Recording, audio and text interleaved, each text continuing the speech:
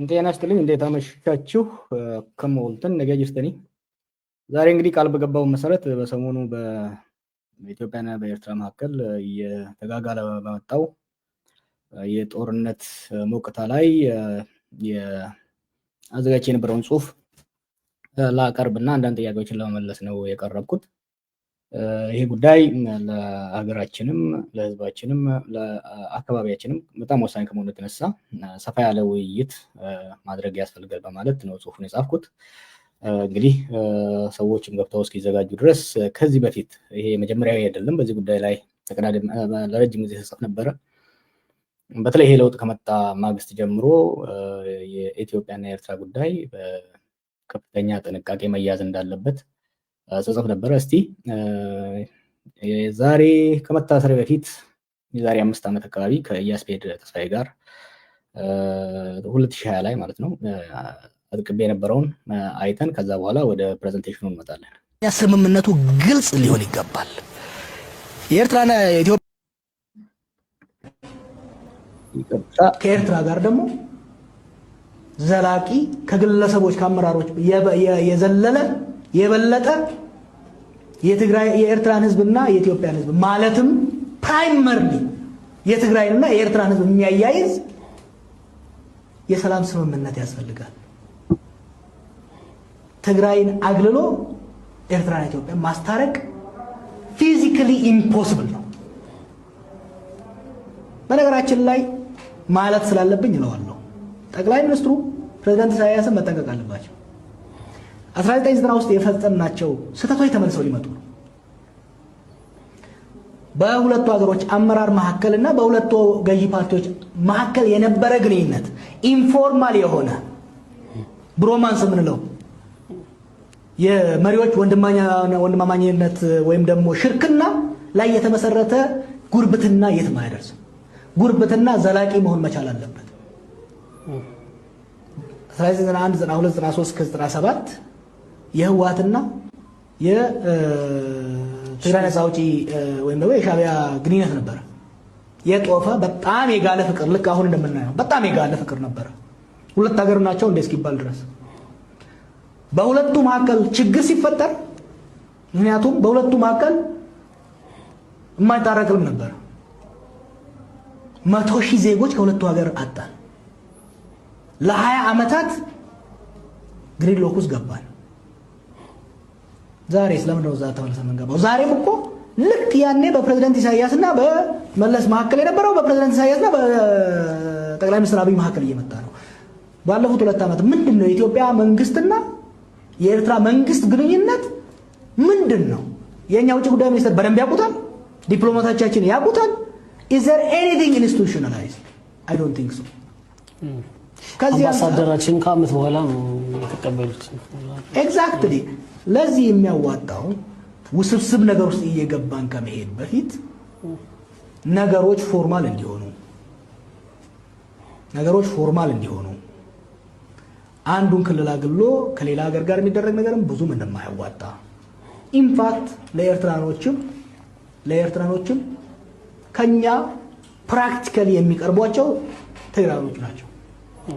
ፕራክቲካሊ በደንብ ብቻ ሳይሆን በጂኦግራፊም በኢኮኖሚም በማንኛውም። ስለዚህ የሚያዋጣው መፈራረጁ አንዱ በአንዱ ላይ መዶለቱ ሳይሆን በጋራ ተወያይቶ መፍትሄ ማምጣቱ ነው። እሺ አመሰግናለሁ። እንግዲህ ይሄ የዛሬ 5 ዓመት ትውስታ ነበረ። ያኔ በሁለቱ ሀገራትና በሁለቱ አመራሮች መካከል የጦፈ የጋለ ግንኙነት በነበረበት እንዲሁም ደግሞ ለትግራይ ጦርነት ዝግጅት እየተካሄደ ባለበት ነው። አይ ቲንክ ይሄንን ተናግሬ በወር ወይ 1 ወር ባላለፈ ጊዜ ነው የታሰርኩት። እስቲ ዛሬ ደግሞ ምን ላይ ደርሰናል፣ ታሪክ ራሱን እየደገምን ነው ወይ የሚለውን ሰሞኑን ከጻፍኩት ውስጥ ትንሽ ፕሬዘንት አድርጌ ከዛ በኋላ ደግሞ የመጡ ጥያቄዎች አሉ። ከነሱ ውስጥ ከባልደረቦቼ ጋር ያዘጋጇቸው አንድ የተወሰኑ ጥያቄዎች አሉ። እነሱ ላይ ሀሳብ ሰጥቼ የምንለያይ ይሆናል። እንግዲህ እናንተም ጥያቄያችሁን በዲስከሽኑ መቀጠል ትችላላችሁ። እንግዲህ የርዕሱ ወደ ፖለቲካና የተጋረጠው የጦርነት አደጋ የሚል ነው።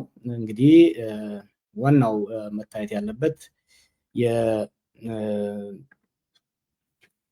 አብይ ባለፉት 2 ዓመት ተኩል አካባቢ ጀምሮ የወደብ ፖለቲካን በጣም እያጋገለው ነው የሄደው።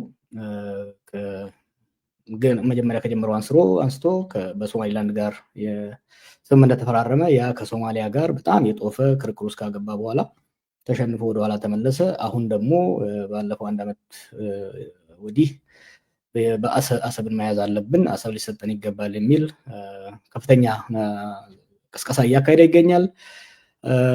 ይሄ እውነት አብይ እንደሚለው በቀላሉ ወደብ በጉልበት መያዝ ይቻላል ወይ? አሁን ያለው የኢትዮጵያ የባህር በር የማግኘት በጦርነት የማግኘት ዛቻ ምን አይነት መዘዝ ሊኖረው ይችላል የሚሉት አንዳንድ አደገኛ የሆኑና እኔም ይሄን ጽሁፍ እንድጽፍ ያነሳሱኝ በጣም ጉዳዮችን አቅልሎ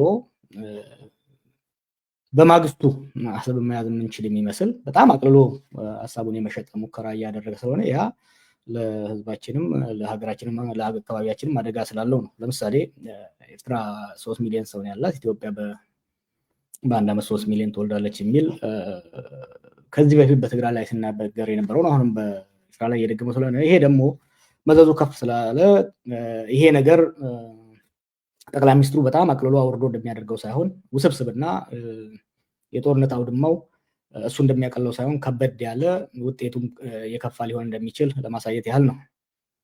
እንግዲህ የዚህ ጽሁፍ ዓላማ የኢትዮጵያ የባህር በር ጥያቄ ትክክለኝነትን ለመጠራጠር ለመከራከር አይደለም። የዚህ ጽሁፍ ዓላማ ያ አይደለም። የዚህ ጽሁፍ ዓላማ የባህር በር ጥያቄ አግባብ ባለው ጊዜውን ጠብቆ መካሄድ ያለበት መሆን አለበት የሚል ነው። ሌላው የዚህ ጽሁፍ ይዘት ደግሞ ህጋዊና ታሪካዊ ክርክሮችን አያካትትም። ወደፊት ኤክስፐርቶች ጋብዤ ወይ ኤክስፐርቶችን ጠርተን በሰፊው ልንወያይ እንችላለን። ብዙ የህጋዊና የታሪካዊ ጥያቄዎች ስለቀረቡ እነሱ ላይ ብዙም አንልም። ለአሁን ግን የፖለቲካዊና የወታደራዊ አሰላለፍ አካሄድ ላይ የሚያነጣጥር ይሆናል ማለት ነው። እንግዲህ የዋናው ወደ 2 ሀገራት እንግዲህ አብይ ያለ ያለው በጦርነት ነው ወደ መያዝ እንፈልጋለን እያለ ያለው። ለዚህ ደግሞ ወሳኙ 2 ነገሮች ወሳኝ ናቸው። አንዱ የሚዋጉበት ምክንያት ኮዝ ኦፍ ዋር በጣም ወሳኝ ነው። ሁለተኛው ደግሞ የኃይል አስተላለፉን የኃይል አቅም ማየት አስፈላጊ ሆኖ ይታያል። ኢትዮጵያ በአብይ እያቀረበ ያለው ለዚህ ጦርነት ዓላማ ምንድን ነው ብሎ ሲያስቀምጥ የባህር በር በጉልበት ማስከፈት የሚለው ላይ ነው እያመዘነ ያለው። ኤርትራ ደግሞ የሉዓላዊነት ነው እያቀረበ ያለው። ለአብይ ወደዚህ ጦርነት ከገባ ማሸነፍ ግዴታ ነው። ካላሸነፈ በስተቀር አሰብን መያዝ አይችልም። አሰብን ካልያዘ በስተቀር የጦርነቱ ድል ከቦታው አይደርስም። ለኤርትራ ደግሞ ትልቁ ነገር የግድ ማሸነፍ የለባትም። ራሷን ተከላከላ መትረፍ ስለሆነ የሉዓላዊነት ጥያቄ ስለሆነ መትረፍ ከቻለች ራሱ እንደ ድል ትቆጥረዋለች ማለት ነው። ሌላ መስፈርቶች የዚህ ጦርነት ውጤትና የዚህ ጦርነትን ርዝመት የምንመዘምንበት 4 መስፈርቶች ይኖሩናል። 5 መስፈርቶች ይኖሩናል። አንደኛው የወታደራዊ ኃይል ጥንካሬ፣ ሁለተኛው የማህበራዊ ድጋፍ፣ የኢኮኖሚ ጥንካሬ እና የዲፕሎማሲ ድጋፍ ናቸው ማለት ነው። አብይ አሸንፎ ሉዓላዊነት ለመያዝ በእነዚህ በ5ቱ መስፈርቶች የበላይነት ማግኘት መቻል አለበት። ኢሳያስ ከጦርነቱ ለመትረፍ ደግሞ የግድ ባያሸንፍም በእነዚህ የተወሰነ ያህል አቅም ሊኖረው ይገባል ማለት ነው። የወታደራዊ አቅምና አቋም ካየን የኢትዮጵያ መከላከያ ሰራዊት በአግባቡ መገምገም አስፈላጊ ነው። ምክንያቱም አብይ ነገሮችን አቅልሎ ወደ ጦርነት እየገፋን ስለሆነ ጀነራሎቹም ደግሞ እያወቁ እነዚህ የጦር መኮንኖች ላለፉት 7 ዓመት ከዛ በፊትም ከአንዳንዶቹ ጋር እንታወቃለን የኢትዮጵያን ወታደራዊ አቅም በደንብ የሚረዱ ናቸው። ሆኖም ግን ካለባቸው ፖለቲካ ጫና የተነሳ ህዝብን ሊያሳስት የሚችል መረጃ እየሰጡ ስለሆነ በጥንቃቄ መሄድ ያስፈልጋል። ባለፉት 7 ዓመታት የኢትዮጵያ መከላከያ አቅምን ስንገመግመው ይሄ ጦር እንደሚታወቀው ከህወሓት ኢህአዴግ የአማጺ ጦር ወደ ብሔራዊ ጦር የተቀየረ ነው። የዛሬ 7 ዓመት ለውጥ ከመጣ በኋላ ሪፎርም የሚባል ስራ ተጀመረ። በዚህ ጦር ላይ ሪፎርም ሲጀመር የህወሓት የተባሉ ጀነራሎችና የተለያዩ ኦፊሰሮችን ከማስወጣት ያለፈ በቂ የሆነ ሰዎችን ከማስወጣት ያለፈ በቂ የሆነ መልሶ የማደራጀት የኢንዶክትሪኔሽን የመከላከያ ፖሊሲ ሪፎርም አልተደረገለትም። ይሄ ሳይደረግለት ወደ ትግራይ ጦርነት ተገባ። ወደ ትግራይ ጦርነት ሲገባ እንግዲህ ዓላማው ግልጽ ያልሆነ በቂ ሪፎርም ያልተካሄደለት ጦር ነው። በቂ ሪፎርም ስንል የኢህአዴግ ጦር 2 ዓላማ ነበረው፣ ህገ መንግስቱን ማስከበርና አብዮታዊ ዲሞክራሲን ማስከበር። አብይ ወደ ብልጽግና ሲመጣ ያንን የሚተካ የመከላከያ ፖሊሲ ሳይዝ ነው የመጣው። ወደ ትግራይ ጦርነት ሲገባ ውዥንብር ነው የተፈጠረው። በዛ ውዥንብር ውስጥ በተለይ ደግሞ በ2 ሳምንት ውስጥ መቀሌን ያዝን ይበሉ እንጂ በመልሶ ማጥቃት በአመፅ መልሶ የማጥቃት ህወሓት ባደረገው ከፍተኛ ጉዳት ነው በኢትዮጵያ መከላከያ ላይ የደረሰው። ብዙ ሰው የወደሙ ታንኮች እና ሌሎች እንደሚያየው ብዙ የመስመራዊ መኮንኖች አዋጊ የሆኑ ብዙ መኮንኖች አብዛኛው የተጎዳበትና እስከዛ ወዲህም አልተተካም። ይሄ ሳይተካ የትግራይ ጦርነት በፕሪቶሪያው ስምምነት ለጊዜው ከተገታ በኋላ ጦርነቱ አልቆመም። መጀመሪያ ሪፎርም ያልተደረገለት ከዛ በኋላ ደግሞ ለማገገም ጊዜ ያልነበረው መከላከያ ወደ ኦሮሚያና አማራ ውስጥ ሰፊ ጦርነት ውስጥ ገባ ማለት ነው።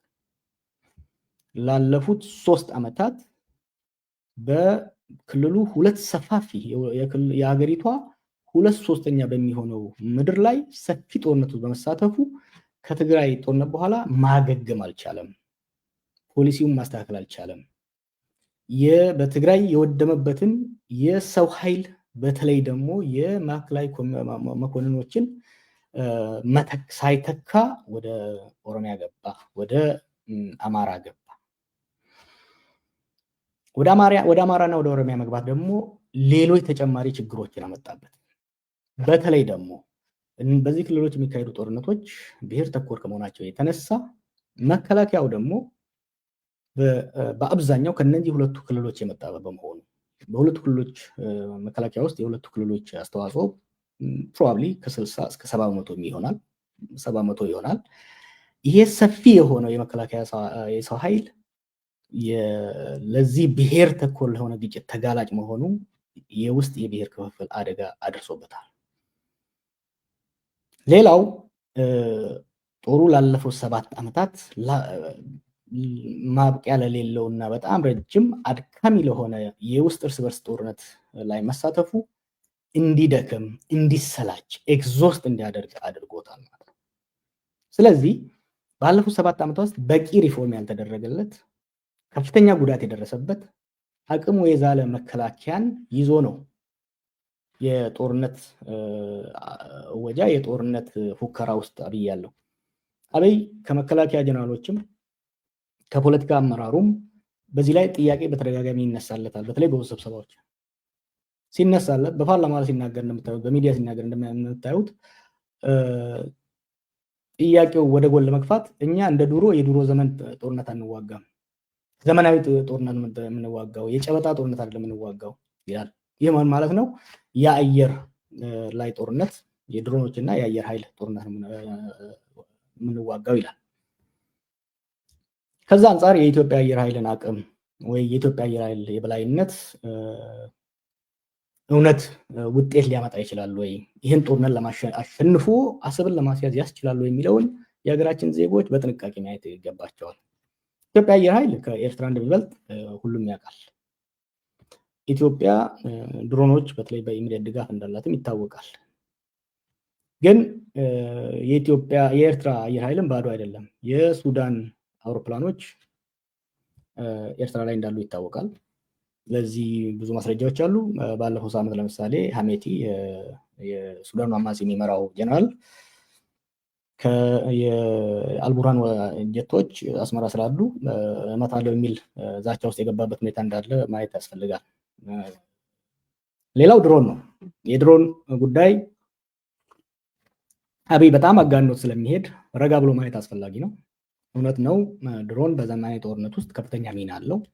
ዲሳይሲቭ ሮሎች ይኖሩታል። ግን ድሮን ብቻውን ያለ ጠንካራ እግረኛ፣ ያለ ጠንካራ ሜካናይዝድ፣ ያለ ጠንካራ ሞራል ያለው የጦር ሰራዊት ጦርነትን አሸንፎ የአንድን ሀገር ክልል ቆርጦ ለማቆየት ያስችላሉ የሚለውን ጥንቃቄ ማየት ያለብን። የሌሎች ሀገር ተሞክሮ ስናይ ለምሳሌ የመን ላይ ብንወስደው የኤሚሬትስ የሳውዲ አየር ኃይሎች ለአመታት ሁቲ ሲቀጠቅጡ ነበር። እነዚህ ሁለቱ ሀገሮች እንግዲህ የአሜሪካንን የተርኪን የሁሉ አሉ የሚባሉ አውሮፕላኖች እና ድሮኖች ያላቸው ናቸው። ከ2 3 ዓመት 4 ዓመት ቅጥቀጣ ድብደባ በኋላ ሁቲን ሳያሸንፉ ነው የተመለሱት። እዚህ ላይ በደንብ መጠንቀቅ ያስፈልጋል። ኢትዮጵያ ውስጥም ቢሆን ከትግራይ ጋር የተደረገው ጦርነት ላይ ድሮን ከፍተኛ ሚና ነበረው። ሆኖም ግን ህወሓት ወይ ቲዲኤፍ ባደረገው የመልሶ ማጥቃት ላይ የድሮኖቹ ሚና በጣም ውስን ነበረ። ወደ ሸዋ ሜዳ ከመጡ በኋላ ነው ብዙ ውጤት ያመጣው። ስለዚህ በድሮን ብቻ ተማምኖ ጠንካራ ሞራል በሌለው በውስጥ ክፍፍል ባለው በቂ ሪፎርም ባልተደረገለት የፊት ለፊት አዋጊ የሆኑ ኦፊሰሮች በተመናመኑበት ጦር መሄዱ አዋጭ ነው ወይ የሚለውን መጠያየቅ ያስፈልጋል። ሌላው የኃይል ጥምረትና አሰላለፍንም ማየት ይገባናል። ይህ ጦርነት በተለይ በዘመናዊ አሁን ባለፉት 10-20 ዓመታት በዓለም ላይ የተደረጉ ያሉ ጦርነቶች በሁለት ተዋጊ ቡድኖች ብቻ አቅምና ጥንካሬ ስትራቴጂ የሚወሰኑ አይደሉም። አሁን የሚደረጉ ጦርነቶች በብዛት ብዙ የተለያዩ ኃይሎችን የውስጥና የውጭ የጎረቤት የሩቅ ሀገር የሚያሰልፉ ናቸው። ስለዚህ በኢትዮጵያና በኤርትራ መካከል ጦርነት የሚፈነዳ ከሆነ በኢትዮጵያ መከላከያና በኤርትራ መከላከያ ብቻ የሚደረግ ጦርነት ሆኖ መታየት የለበትም። ብዙ ጊዜ ሰዎች ከባድመ ጦርነት ጋር ሊያነጻጽሩት ይሞክራሉ። that is totally wrong። የኤርትራ እና የኢትዮጵያ የባድመ ጦርነት ጊዜ ኦልሞስት ኤክስክሉሲቭሊ ጦርነቱ የተካሄደው በኢትዮጵያ መከላከያ ኃይል እና በኤርትራ መከላከያ ኃይል መካከል ነበር። አሁን ግን እንደዛ አይደለም። ሁለት ለየት የሚያደርጉት ነገሮች አሉ። አንደኛ የአማጽያን ሚና ነው። ሁለተኛው ደቦ ሆኖ የሚመጡ ሀገራት ሚና ነው። የአማጽያን ስናይ በተለይ ኢትዮጵያ ውስጥ ያሉ አማጽያን የሚኖራቸው ሚና ቀላል አይደለም። የትግራይ ኃይሎች አሁን ግልጽ በሆነ መልኩ ከኤርትራ ጋር እንደሚያብሩ ግልጽ እየሆነ እየመጣ ነው። ይሄ ሚስጥር የሚደባበስም አይመስለኝም። በግልጽ እየመጣ ተገፍተውም በተለያየ ምክንያት ወደዛ እየሄዱ ነው ያሉት። የኤርትራና የትግራይ ኃይሎች ጥምር የሚናቅ አይደለም። ለረጅም ጊዜ ልምድ ያላቸው በዚህ አካባቢ ላይ የረጅም ዓመታት የውጊያ ልምድ እንዳላቸው መረዳት ያስፈልጋል፣ ማስታወስ ያስፈልጋል። ሁለተኛው ደግሞ ሁለቱም በህይወት የመትረፍ የሞት ሽረት ጦርነት የሚያደርጉት they will conduct and they are preparing for an existential war። ይሄን ጦር ከተሸነፍን እንደ ድርጅት እንደ አመራር እንጠፋለን የሚል ስለሆነ ይሄ ራሱ የሚኖረው ኤሌመንት እንዳለ መረዳት ያስፈልጋል። ከዚህ የተነሳ ይሄ ውጊያ ረጅም ዓመታትን ሊወስድ እንደሚችል ወይም ደግሞ በቀላሉ ሁለቱን በቀላሉ ማየት አያስፈልግም። ሌላው የፋኖና የኦኤልኤ ሚናም መርሳት አያስፈልግም። እነዚህ ሁለቱ በአማራና በኦሮሚያ ክልል የሚንቀሳቀሱ ኃይሎች በቀጥታ ከኤርትራ ጋር ተሰልፈው ላይዋጉ ይችላሉ፣ ያንን ግልጽ ላያደርጉ ይችላሉ። ሆኖም ግን መከላከያ ከነኚህ ክልሎች ተስቦ በሚንቀሳቀስበት ጊዜ ያን እድል ተጠቅመው የጦርነት ዓላማቸውን ለማሳካት እርምጃ በመውሰድ በአብይ አገዛዝ ላይ ጫና የመጨመር አቅም እንዳላቸው መገንዘብ ያስፈልጋል። ሁለተኛው የሌላ ሀገራት ደቦ፣ ቅድም እንዳልኩት ዘመናዊ ጦርነቶች የአሁን ጦርነቶች በሁለት ተዋጊ ኃይሎች በባድመ ጊዜ እንዳደረግነው በሁለት ተዋጊ ኃይሎች ብቻ የሚካሄድ አይደለም። በቀጥታ ራሱ የሚሳተፉ ብዙ ኃይሎች ይኖራሉ። ለምሳሌ ኦልሬዲ ኢትዮጵያ የሱዳን ጦርነት ቲያትር ውስጥ እየተሳተፈች ነው ያለችው። ይሄ ጦርነት ሲከፈት የትግራይ ኃይልም አለ እዛ ውስጥ። ይሄ ጦርነት ሲደረግ የሱዳንን ውስጥ የሚካሄደው ጦርነት እና ኢትዮጵያ ውስጥ የሚካሄደው ጦርነት የመቀላቀል ሚና ይኖረዋል። ሌላው የደቦ የሚወጡ ሀገራት አሉ። ኤሚሬት በቀጥታ ከኢትዮጵያ ጎን እንደምትሰለፍ ይጠበቃል። ግብፅና በተወሰነ ደረጃ ሳውዲም ከኤርትራ ጎን የሚሰለፉበት እድል ይኖራል። ሌሎች ሀገሮችም እየተሳቡ የሚመጡበት እድል ይኖራል። እንደ ዱር ቢሆን ሁለት ኃይሎች እንደ ሁለት ጎረምሳ ተታግለው በጉልበት የበለጠ በስልት የበለጠ መጨረሻ ላይ ያሸንፋል። ከዛ የአሸናፊ ተሸናፊ ድርድር ተደርጎ ሰላም ይመጣል። አሁን እንደዛ አይደለም። የአንደኛው ተፋላሚ ኃይል አቅም መመናመን ራሱ ለድል ሊያረጋግጥ እንደማይችል መጠንቀቅ አስፈላጊ ነው። ይህን ምለው ምንድነው አብይና አንዳንድ ከሱ ተቀብለው የሚያስተጋቡ ሰዎች የኤርትራ ጦር አመራር አርጅቷል፣ አገሪቷ ትንሽ ነች ምናምን የሚሉ ነገር አለ። ይሄ የተሳሳተ ነው። የራሻና የዩክሬን ውሰዱ። ራሻ በ2-3 ሳምንት ውስጥ ኪየቭን ይዛ የጦርነት ዓላማውን ለማሳካት ነበር ጦርነቱ የተጀመረው። ከ4 ዓመት ወዲህ አሁን ያ ጦርነት ከተጀመረ 4 ዓመት ቀጠለ። ምክንያቱም የምዕራብ ኃይሎች ተሳተፉበት። ምንም እንኳን ዩክሬን እና ራሻ በኃይል ሲነጣጠሩ ዩክሬን በጣም ደካማ ብትሆንም ጦርነቱ ግን ሌሎች ደቦ ስለመጡላት ማራዘም ራሷን ተከላክላ ማራዘም ችላለች። ቅድም የሁቲነት ጠቅሼዋለሁ። ሊቢያ ውስጥ፣ የመን ውስጥ፣ ሱዳን ውስጥ ያለውን ኃይል ብትወስዱት የሱዳን መከላከያ ኃይል በአቅም ከአርኤስኤፍ ወይም ደግሞ ከሚሊሻዎቹ ጠንካራ ነበር። ሆኖም ግን የአርኤስኤፍ በሚሰጣት ድጋፍ ጠንካራ ከመሆኑ የተነሳ እስካሁን ያ ጦርነት ሳያልቅ ተራዝሟል ማለት ነው። ስለዚህ ወደ ኢትዮጵያም ስንመጣ ወደ ኢትዮጵያና ኤርትራም ስንመጣ የአብይና ኢሳያስ የኢትዮጵያና የኤርትራ ወታደራዊ ቁመና ብቻ አይደለም ለዚህ ጦርነት የሚወስነው። የዚህ ጦርነት መስፋት እድሉ ትልቅ እንደሆነ መረዳት ያስፈልጋል። ከዚህ ጋር ተያይዞ የጦርነት አውድማው መስፋትም መገንዘብ ያስፈልጋል።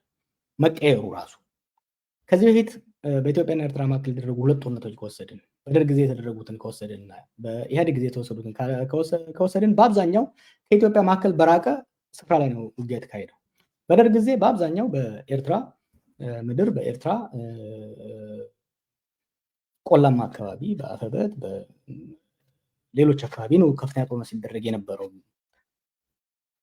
በ98 ዝቅ ብሎ በትግራይና በኤርትራ ድንበር ላይ ባድመ፣ ሽራሮ አካባቢ ነው የተካሄደው። አሁን ደግሞ ጦርነቱ ከዛ ወደ ፊንፊኔ ዝቅ እያለ ነው የሚመጣው። ምክንያቱም የትግራይ ኃይሎች ከኤርትራ ጋር የሚሆኑ ከሆነ ጦርነቱን ልትጀምር የምትችለው ሜይቢ ቡሬ ላይ በአፋር በኩል ነው ወይም ደግሞ በመተማ በኩል። እነዚህ ደግሞ ወታደራዊ ኤክስፐርቶች እንደሚናገሩት ለጦርነት ከባድ ነው የሚያደርገው። በአፋር በኩል ያለው ሙቀትና መልክዓ ምድር በቀላሉ ለመግፋት አስቸጋሪ እንደሆነ በተለይ አሁን በ98 እስከ 2000 የተደረገው ጦርነት ላይ ከፍተኛ ጉዳት የደረሰው በኢትዮጵያ መከላከያ ላይ በዛ በኩል መሆኑን ብዙዎች የሚናገሩት ነው። አይ ቲንክ ጀነራል ባጫም ከዚህ በፊት ሲናገር ሰምቼዋለሁ። ሌሎችም ሰዎች የሚናገሩት ነው። በመተማ በኩል የሚደረገው ከሆነ ቀላል አይሆንም። በሱዳን ውስጥ ያለ የትግራይ ጦር አለ፣ የሳፍ ወይም ደግሞ የቡርሃን ጦር አለ። ስለዚህ ጦርነቱ ራያ ወይ ከራያ በታች ላይ የሚካሄድ ነገር ነው። ይሄንን የማነሳው የዚህን ጦርነት ውስብስብነት ኤርትራ ያሸንፋል ትግራይ ያሸንፋል ሳይሆን የዚህን ጦርነት ውስብስብነትና ይህ ውስብስብነት ደግሞ ጊዜውን የሚያራዝም ውጤቱን የሚያዛባ መሆኑን እንድንረዳ ነው ማለት። ሌላው ጦርነት በሁለት ሀገሮች መካከል የሚደረግ ጦርነትን ለማሸነፍ የሚያስፈልገው የማህበራዊ ድጋፍ አንድ ሀገር ከውጭ ሀገር ጋር ለጦርነት ስትነሳ ያለውን ወታደር ሞራል መጨመር አለባት። አዳዲስ ወታደሮችን መመልመል አለባት። አስፈላጊ ለጦርነቱን የሚያስፈልግ ስንቅና ትጥቅ ከህዝብ መሰብሰብ መቻል አለባት።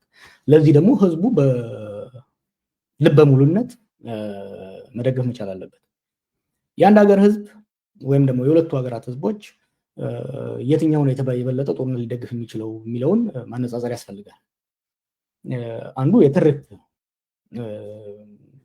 ኢትዮጵያ ውስጥ የአብይ ይህንን የወደብ ጉዳይ እያቀረበ ያለው ወደብ ያስፈልገናል ለኢኮኖሚ እድገት የሚል ነው። ኢሳያስ ደግሞ እያቀረበ ያለው የሀገር ህልውና የሀገር ሉዓላዊነት ጥያቄ ነው እያቀረበ ያለው። ይሄ ኢትዮጵያ ውስጥ ምን ያህል ነው እየሰራ ያለው? ኤርትራ ውስጥ ምን ያህል ነው እየሰራ ያለው? እነኚህ ሁለቱ ትርክቶች ማንን ነው እየረዱ ያሉት? ማን የበለጠ እየተሳካለት ያለው ያለውም ማየት አስፈላጊ ነው። ኢትዮጵያ ስንመጣ የወደብ ጉዳይ ሀገራዊ ብሔራዊ ጉዳይ መሆኑ ምንም የሚያጠራጥር አይደለም። ግን ኢትዮጵያ አሁን ያለችበት ነባራዊ የውስጥ ጉዳይ በዚህ ላይ ምን አይነት ጫና አለው? አብይ ሊሸጠው የሚሞክረው የወደብ ፖለቲካ ምን ያህል ገዢ አግኝቷል ህዝቡ ውስጥ? ህዝቡ ለወደብ ያለው ፍላጎት ትልቅ ቢሆንም አሁን ባለው ሁኔታ ጦርነትን የመደገፍ አቅም ጦርነትን የመደገፍ እሳቤ አለ ወይ የሚለውን ስናይ የሚያጠራጥር ነው። ለዚህ ብዙ ምክንያት ማንሳት እንችላለን። አንዱ ምክንያት ጦርነት ለረጅም ዓመታት ከመቀጠሉ የተነሳ ጦርነትን መሰላቸት አለ። ዋር ፋቲግ የምንለው አለ። የጦር ፋቲግ አለ። አንዱ እሱ ነው። ሁለተኛው የኑሮ ውድነቱ የኢኮኖሚ መንኮታኮቱ የዚህ የኢኮኖሚ መንኮታኮት ምክንያት ደግሞ የጦርነት ነው የሚለው ጋር ስለተያያዘ ህዝቡ ዛሬ ኢትዮጵያ ውስጥ ቅድሚያ እየሰጠ ያለው ለሰላምና ለኢኮኖሚ ለኑሮ ውድነት መሻሻል ስለሆነ በጣም ህዝቡን እያሳስቡ ያሉት ሁለቱ ሆነው ሳሉ እነዚህ ደግሞ የተያያዙ ስለሆኑ አዲስ ጦርነት ስትሰብከው የመቀበል አቅሙ ዝቅተኛ ነው ማለት ነው። ሌላው ለአብይ አስቸጋሪ ወይም ደግሞ ለኢትዮጵያ በአሁኑ ወቅት የውጭ ጦርነት ለማካሄድ የሚያስቸግራት የውስጥ ክፍፍሉ ነው። ለወትሮ በባህል ጉዳይ ላይ ጠንካራ አቋም ሊኖራቸው የሚችሉ የሀገራችን ማህበራዊ ክፍሎች ተገፋን የሚል የብሔር ቁጭትና የብሔር ስሞታ ስላላቸው ከዚህ በፊት በነበረው ኤግዛይትመንት እና ከዚህ በፊት በነበረው ሞራል መሳተፋቸው መደገፋቸው አጠራጣሪ መሆኑን መጥቀስ ያስፈልጋል። ወደ ኤርትራ ስንመጣ ናሬቲቭ የተቀመጠበት በተለይ ደግሞ እንደ አግሬሰር እየታየ ያለው እንደ ጠባጫሪ እየታየ ያለው የኢትዮጵያ መንግስት ከመሆኑ የተነሳ ላለፉት 2 ዓመታት የፐብሊክ ኦፒኒየን የኤርትራን ፐብሊክ ኦፒኒየን በተለይ ከሀገር ውጭ ያለውን ስናየው ሀገር ውስጥም ሪፍሌክት ሊያደርግ እንደሚችል መገመት ይቻላል። የሀገር ህልውና ጉዳይ ነው በሚል ለወትሮው ኢሳያስን መገልበጥ መዋጋት የሚፈልጉ ብዙ ኃይሎች በአሁኑ ወቅት እነዛ ልዩነቶች አጥበው ከመንግስት ጎን ለመሰለፍ እያኮበኮቡ እንደሆነ ነው የምናየው። ወይም ቢያንስ ዝም የማለት ከዚህ በፊት የነበሩት የታሪክ ጠባሳ ጉዳዮች ጋር ሁሉም ጋር ተያይዘው ነው። ይሄን እንግዲህ ከራሴ ኤክስፒሪየንስ መነሳት እችላለሁ። ጽሁፍ ውስጥም እንዳስቀመጥኩት የዚህ ዩሮፕ የማገኛቸው ሽማግሌዎች ነበሩ፣ አዛውንቶች፣ ድሮ የጀብሃ የሻዕቢያ ታጋይ ነበሩ። ከዛ ወዲህ ግን የኤርትራ መንግስት ተቃዋሚ የሆኑ በጣም ጠንካራ ተቃዋሚ የሆኑ ሰዎች ባለፉት 2 ዓመታት ያየሁት የኦፒኒየን ለውጥ በጣም የሚገርም ነው። የዛሬ 3 ዓመት በጣም ጠንካራ የሆነ ጸረ ኢሳያስ አመለካከት የነበራቸው በአሁኑ ወቅት ግን ብናረጅም ሄደን የምንችለውን ሁሉ እናደርጋለን፣ መስዋዕትነት እናደርጋለን የሚል በጣም ከፍተኛ ቁጣ እንደፈጠረ ይሄንን በደንብ መረዳት አስፈላጊ ነው እና አብይ አውርደው እንደሚያዩት ጉዳይ እንዳልሆነ ይሄ በተለይ ደግሞ ናሬቲቭ የተቀመጠበት ንቀት የተሞላበት እና ስሜት ኮርፖራዊ መሆኑ አደጋ እንዳለው መረዳት አስፈላጊ ነው። ሌላው እንግዲህ የኢኮኖሚ ጉዳይ ነው። የኢትዮጵያ ኢኮኖሚ ከኤርትራ ኢኮኖሚ በብዙ መልኩ እንደሚበልጥ መረዳት አስቸጋሪ አይደለም። ምንም የሚነጻጸር አይደለም። በብዙ እጥፍ ይበልጣል። ነገር ግን ወጪና ገቢን ማነጻጸር ያስፈልጋል። የኢትዮጵያ ኢኮኖሚ ትልቅም ቢሆን የኢትዮጵያ መንግስት ወጪ በጣም ትልቅ ነው። አንዱ ሰፊ ቢሮክራሲ፣ ሰፊ ፕሮጀክቶች ያለው መንግስት እንደመሆኑ ወጪው በጣም ሀይ ነው። የተከፋዩ ቁጥር በጣም ሀይ ነው። የተከፋይ ስል ደግሞ በተለይ በአይዲዮሎጂ ላይ የተመሰረተ አብይን በመውደድ ወይም ደግሞ ብልጽግናን በማመን የሚያገለግል ቢሮክራሲ ሳይሆን ያለው ወይም ደግሞ የፓርቲ አፓራተስ ሳይሆን ያለው አሁን ያለው አፓራተስ በጥቅም ላይ የተመሰረተ መንግስት ከሚያገኘው ጠቀሜታ በተለይ ማቴሪያል የገንዘብ ጠቀሜታ የተመሰረተ መሆኑ የመንግስት ወጪ በቀነሰ ቁጥር በጦርነት የመንግስት ገንዘብ ወደ ጦርነት በሄደ ቁጥር የመክዳትና በመንግስት ላይ የማመጽ የመንግስትን የጦር ኤፈርት ያለመርዳት ሁኔታ ሊመጣ ይችላል። ሌላው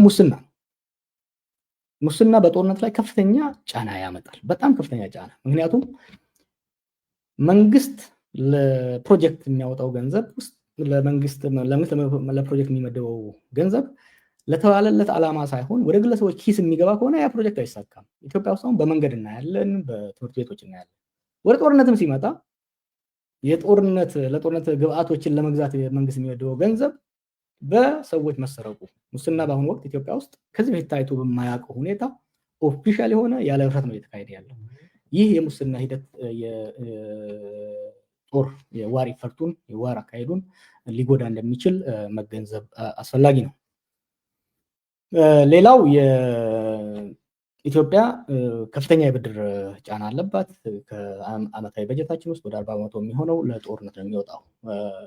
ስለዚህ ለ40% የሚሆነው ለጦርነት ሳይሆን ይቅርታ ለዕዳ ክፍያ ነው የሚወጣው።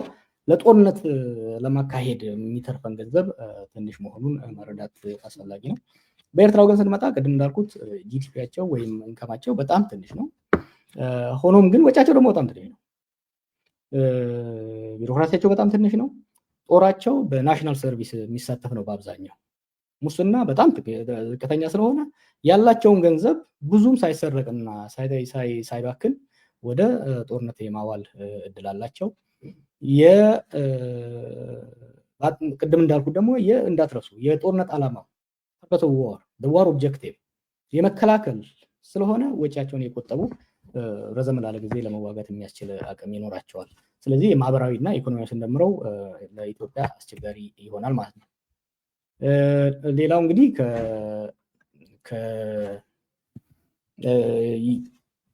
የዲፕሎማሲውን ነው። ሶስተኛ ላይ በዲፕሎማሲ ደረጃ የኢኮኖሚውን አይተናል፣ የወታደራዊ አሰላለፉን አይተናል። የዲፕሎማሲ ስናየው ኢትዮጵያ እና ኤርትራ ስናነጻጽር እስከ 2008 ድረስ ኢትዮጵያና ኤርትራ ከተጋጩ ከ2000 በኋላ ኢትዮጵያ አብሶሉት ዶሚናንስ ነበራት በዲፕሎማሲ። ኤርትራ በዓለም ዲፕሎማሲ እንድትገለል በአፍሪካም በሆርን ኦፍ አፍሪካም እንድትገለል ብዙ ማዕቀቦች እንዲጥልባት ያደረገ ሁኔታ ነበረ። ባለፉት 7 ዓመታት ይሄ የዲፕሎማሲ የኢትዮጵያ የበላይነት እየተንሸረሸረ መምጣቱን ማየት አለብን። እንዴት ነው የጀመረው? አብይ ወደ ስልጣን እንደመጣ ከኤርትራ ጋር ለመታረቅ ባደረገው ሂደት ኤርትራ ላይ የነበሩ ማዕቀቦች እንዲነሱ፣ ግንኙነቶች እንዲሻሻሉ ብዙ ስራዎች ሰርቷል።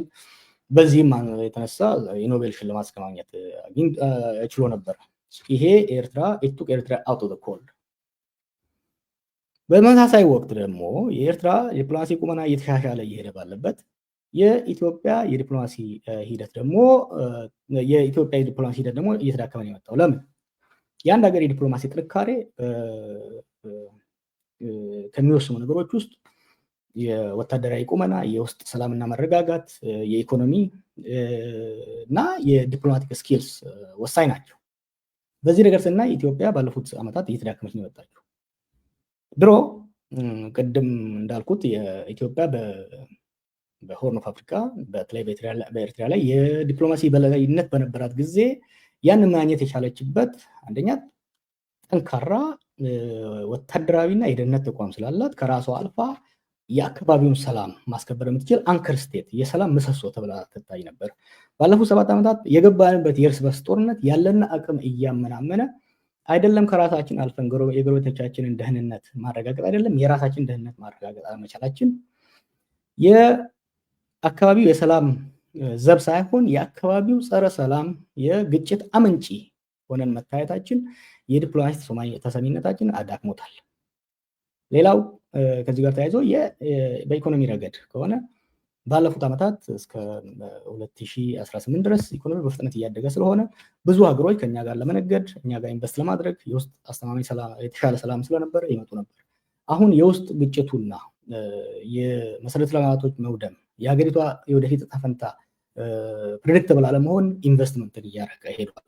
የኢኮኖሚ አቅማችንም ተመናምኗል። ሌላው የዲፕሎማሲ ስኪልስ ያለን የዲፕሎማሲ ስኪልስ መዳከሙ መረዳት አለብን። በተለይ ይሄንን ዲፕሎማቶች ወደፊት ያው ስለሚፈሩ እንጂ ብዙ ጊዜ የሚናገሩት ነገር ነው። የኢትዮጵያ ውጭ ጉዳይ ሚኒስትር ከምን ጊዜውም በፊት በላይ ተዳክሟል በአሁኑ ወቅት። ለምን? አንድ የዲፕሎማሲን ስራ ከውጭ ጉዳይ ሚኒስትር ወደ ጠቅላይ ሚኒስትር ቢሮ ተወስዷል። ገና አብይ እንደመጣ ጀምሮ የዲፕሎማሲውን ስራ በጠቅላይ ሚኒስትር ቢሮ እንዲሰራና የውጭ ጉዳይ ሚኒስትር ለይስሙላ ብቻ እንዲቀመጥ ተደርጓል። ኢህአዴግ የነበረው የውጭ ፖሊሲ ተቀይሮ በሌላ ግን አልተተካም። ዛሬ ላይ ኢትዮጵያ ይሄ ነው የተባለ ለእያንዳንዱ ሀገር ለእያንዳንዱ በዓለም አቀፍ ደረጃም ሆነ በአህጉራዊ ደረጃ ግልጽ የሆነ የፖሊሲ የውጭ ጉዳይ ፖሊሲ የላትም። አምባሳደሮቻችን ሊያርሙ ይችላሉ ከተሳሳትኩ። በየአመቱ ወደ ሀገር ቤት ሲጠሩ የሚሰጣቸው ትሬኒንግ ኮሪደር የማየት እና መደመርን የማንበብ ከውጭ ጉዳይ ስራ ጋር ምንም የተያያዘ የሌለበት ጊዜያቸውን የሚያባክኑ ስራ ነው እየተሰራ ያለው። ስለዚህ የዲፕሎማሲያችን መዳከሙን መረዳት አስፈላጊ ነው። በኤርትራ ረገድ ስናይ ደግሞ ቅድም እንዳልኳችሁ አብይ ረድቷቸው ከማዕቀብ ውስጥ ወጥተዋል። የኢትዮጵያ እየተዳከመችና እየተመናመነች መሄድ፣ የሱዳንም እየተዳከመች መሄድ፣ የሬድሲ ላይ እና በሚድል ኢስት ያለው ግጭት ኤርትራ ቢያንስ የውስጥ ሰላሟን ማረጋገጥ የቻለች ኮሄሲቭ የሆነ የሴኪሪቲ እና የሚሊተሪ አፓራተስ ያላት ሀገር መሆኗ የሚጠሏት ሀገር ከዚህ በፊት ስርዓቱን መጣል የሚፈልጉ ኃይሎች እንኳን ሳይቀሩ ለየት ያለ ሀሳባቸውን የመቀየር ለዚህ ማሳያው ፕሬዚደንት ዶናልድ ትራምፕ ግንኙነታችንን እናሻሽል በማለት የጻፈው ደብዳቤ አንዱ ነው። ይሄ ቀላል ነገር አይደለም። ይሄንን የምልበት ምክንያት አለኝ። ይሄንን የምልበት ምክንያት ድሮ ቢሆን በኢትዮጵያና በኤርትራ መካከል ግጭት ሲነሳ ያለምንም ጥርጥር አብዛኛው የምዕራብ ሀገራትና ኃይላት ከኢትዮጵያ ጎን ነበር የሚሰለፉት። አሁን ግን ከኢትዮጵያ ጋር ጎን መሰለፋቸውን እጠራጠራለሁ። ከኤርትራ ጎን እንኳን ባይሰለፉ ከኛ ጋር የሚሰለፉ አይመስለኝም።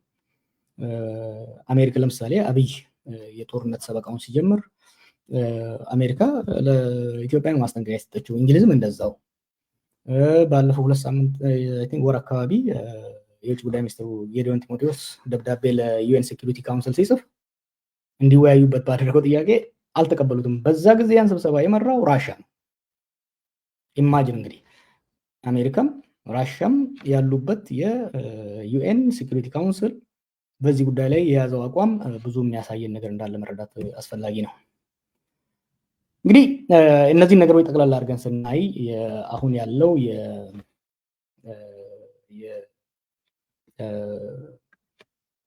ነባራዊ ሁኔታ ኢትዮጵያ በጉልበት አንድ ጎረቤት ሀገር ወራ ምንም እንኳን አላማዋ ምንም እንኳን የዋር ኦብጀክቲቭ ጀስቲፋያብል ቢሆን ራሱ አንድን የጎረቤት ሀገር ወራ ወደብ ይዛ መጠቀም የሚያስችላት ወታደራዊ ቁመና ላይ የለችም፣ ኢኮኖሚያዊ ቁመና ላይ የለችም፣ ማህበራዊ መሰረት የለም፣ ዲፕሎማሲያዊ ድጋፍ የለም። ይሄን በደንብ ማጤን በጣም አስፈላጊ ነው። ይሄ ጦርነት ከተጀመረ አደጋ ያመጣል። አብይ የሚያደርገው እንደሚመስለኝ አብይ በአሁኑ ወቅት በመከላከያ ውስጥ ምንም አይነት ዝግጅት የለም እና አብይ እነዚህ 4ቱ ምክንያቶች ይረዳል ብዬ ገምታለሁ። ከዚህ በፊት በማስፈራራት የውስጥ አጀንዳን ለማስቀየር ምናልባት አስፈርቶ ወደብ ለማግኘት ያደረጋቸው ንግግሮች በአሁኑ ወቅት ሁኔታውን ወደ አደገኛ ሁኔታ ወስደውታል። የኤርትራም ሆኑ የትግራይ ኃይሎች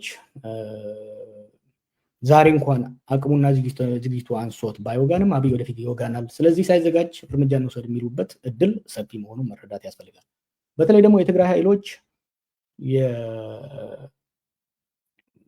ጦርነትም ሰላምን ማጣታቸው ከፍተኛ የሆነ የውስጥ ጫናና ለውስጥ ክፍፍል ስለዳረጋቸው ወደ ጦርነት የመሄድ እድላቸው ሰፊ ስለሆነ በዚህ ጉዳይ ላይ ተረባርቦ ጦርነት ለማስወገድ መስራት ያስፈልጋል። ይሄ ጦርነት የማንፈልጋቸው የሀገራችንና የአካባቢያችን ሰላም ለነሱ ደንታ ያልሆነ የእርስ በርስ ውድድር የሪሶርስ ኤክስትራክሽን ዓላማ ያደረጉ ፈጣማ የገንዘብ አቅም ቱጃር የሆኑ ሀገሮችን ስቦ ማምጣት እንደሚችል ከሱዳን ጋር የተደበላለቀ ማባሪያ የሌለው ጦርነት ውስጥ ሊያስገባ እንደሚችል መጠቀም ያስፈልጋል። የዚህ ጦርነት ኪሳራ የሚሳተፉት በሙሉ ይከስራሉ። በነገራችን ላይ ጥንቃቄ ያስፈልጋል። ለአብይ አልተሳካም ማለት በኤርትራም ላይ ሆነ በትግራይ ላይ ከፍተኛ አደጋ አያደርስም ማለት አይደለም። ከፍተኛ ውድመትን ሊያደርስ ይችላል። የሚሳተፉ በሙሉ ውድመት ይደርስባቸዋል። ጉዳቱ ግን ለኢትዮጵያ የከፋ ነው የሚሆነው። ኢትዮጵያ የበለጠ ተጋላጭ ነች። ይህ ጦርነት ከተጀመረ የኢትዮጵያ የውስጥ የእርስ በርስ ጦርነት እየተባባሰ እየተጋጋለ እንደሚሄድ መረዳት ያስፈልጋል። አሁን እየተዳከመን የሄደው እየደቀቀ የሄደው ኢኮኖሚ ሌላ ጦርነት ከተጨመረበት ሙሉ በሙሉ የመውደቅ የእርስ በርስ ጦርነቱና የኢኮኖሚው መበላሸት ደግሞ መባባስ ደግሞ የሀገር ብትንትን መውጣትን ሊያመጣ እንደሚችል መጠንቀቅ ያስፈልጋል። እንግዲህ መፍትሄው አሁንም ቢሆን በዚህ በባከነ ሰዓት መጨረሻ ሰዓትም ቢሆን ጦርነት ለማስቆም መስራት እንደሆነ ነው ሀሳብ መስጠት የምፈልገው። እንግዲህ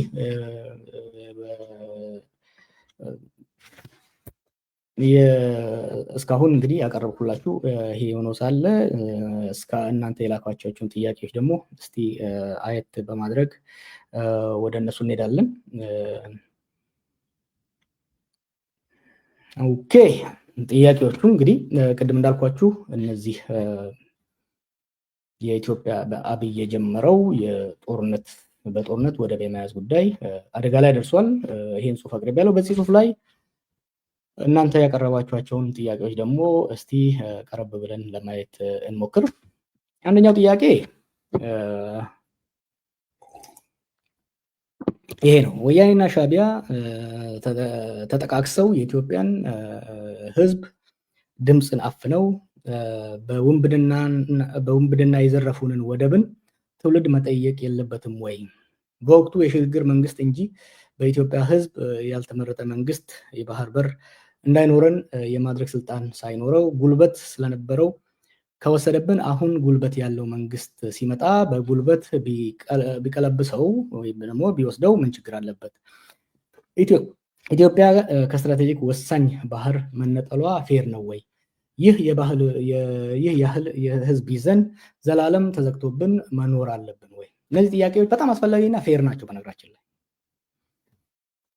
ኢትዮጵያ ወደብ ያጣችበት ታሪካዊና ህጋዊ ፖለቲካዊ ሁኔታ ሊገመገም ይገባል። ልንከራከርበት ይገባል። ልንወያይበት ይገባል። ልንማርበት ይገባል። ዛሬ አይደለም ይሄን ጉዳይ የጀመርኩት፣ እኔ ብቻ አይደለም የጀመርኩት።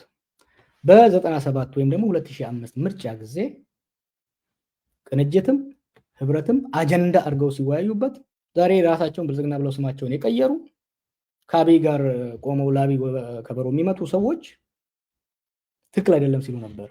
እኔ እያልኩ ያለሁት ወደ ጦርነት መሄዱ አስፈላጊ አይደለም።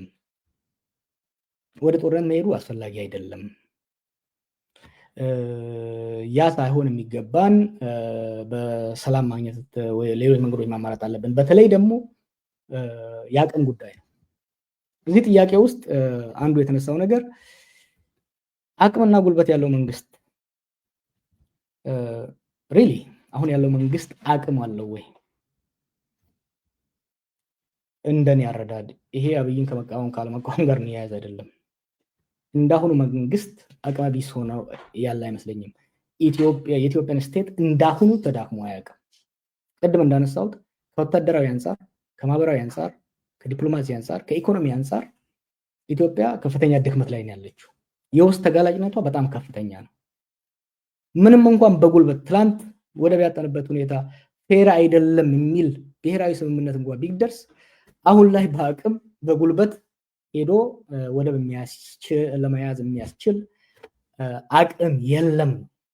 ሆል ፐርፐዝ ኦፍ ዲስ ፕሬዘንቴሽን ምንም እንኳን ኢንጀስቲስ ተፈጽሞብናል፣ ተጎድተናል የሚል መደምደሚያ ላይ ራሱ ብንደርስ is it viable? Is use of force a viable alternative? is it really a viable alternative? Is it the time? Can Ethiopia afford another external war? ዲፕሎማሲያዊ ቁመናችን፣ ማህበራዊ ሁኔታችን፣ የውስጥ ማህበራዊ ሁኔታችን፣ ወታደራዊ አቅማችን፣ ኢኮኖሚያችን ውስብስብ ከሆነው የዓለማችንና የአካባቢያችን ሁኔታ አንጻር በጦርነት አሸንፈን ማሸነፍ ብቻ አይደለም ከዛ በኋላ አኔክስ አድርገን በመሄድ የሚያስችለው ሁኔታ አለ ወይ የሚለው የለም የሚል ነው የኔ መደምደሚያ። ሁለተኛው ጥያቄ ወደቡን ለማስመለስ በኃይል አማራጭ ሌላ መንገድ ይኖራል ወይ ብለህ ታስባለህ ወይ? ዓለም አቀፋዊና ቀጠናዊ የጊዜ ሁኔታ አሁን አመቺ ነው። የባህር በር ለልማትና ለንግድ አስፈላጊ እንደመሆኑ ከጎረቤት ሀገሮች ተከራይታ መጠቀም የምትችልበት መንገድ እያለ አሁን የምትሄድበት መንገድ ከቀጠለች ግን ውጤቱ ምን ይሆናል?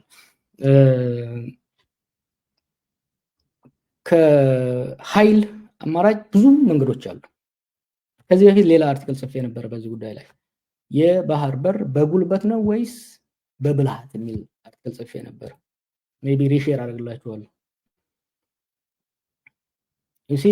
ጉልበትና ብልሃትን አመዛዝነ መሄድ ያለብህ አሁን ብልሃት ነው የሚያዋጣኝ ወይ ጉልበት ነው የሚያዋጣኝ ብለህ መመዘን መቻል አለብህ። ኢትዮጵያ ምንድነው ያላት ስትራቴጂክ አድቫንቴጅ? አንደኛ በጣም ሰፊ መሬት ነው ያላት፣ ሰፊ ህዝብ ነው ያላት። አካባቢያችን ያሉ ሀገሮች ሶማሊያ፣ ጅቡቲ፣ ኬንያ፣ ሱዳን እና ኤርትራ ወደቦች አላቸው። ከኛ በላይ የበለጠ እነሱ ናቸው የሚፈልጉን። we are the only one። 5 ጎረምሶች የሚፈልጓት ልጃገረድ መሆን ትችላለች ኢትዮጵያ። የባህር በራችን ዳይቨርሲፋይ ማድረግ እንችላለን። ኢኮኖሚካሊ ከሆነ ተፈራርቀው ተወዳድረው ነው እኛን መጠቀም በእኛ ላይ መጣላት ነበረባቸው። የውስጥ ስታቢሊቲያችንን አረጋግጠን ኢኮኖሚያችን ካጠናከርን ልንሄድ እንችላለን። ከዚህ ያለፈ ከኢኮኖሚ ቫያቢሊቲ ያለፈ ደግሞ ከነዚህ የጎረቤት ሀገሮች አንደኛ የኛን ኢኮኖሚ እኛን ይፈልጉናል። ሌላ ሰፊ ህዝብ ስላለንና ወታደራዊ አቅማችን የውስጥ ጦርነት ብናስወግድ የወታደራዊ አቅማችንን ማጠናከር ስለምንችል እነዚህ ሀገሮች ሶማሊያም ሆኑ ሌሎቹ ከድንበራቸው ወጣ ብለው የሜሪታይም መብታቸውን መከላከል የሚችሉበት ደረጃ የለም። እነሱን ከማስፈራራት ይልቅ የኛ ጦር የነሱን የባህር መብት እያስከበረ ለኛም ጠቃሚ ስራ የሚሰራበት የጆይንት ሴኩሪቲ ፓክት ማድረግ ይቻላል። ይሄ ምንድነው የሚፈልገው? የሰከነ ስጋትን የሚፈጥር ለጎረቤት ሀገሮቻችን ስጋት የሚፈጥር ጦር መስበቅ ፕሮፓጋንዳ።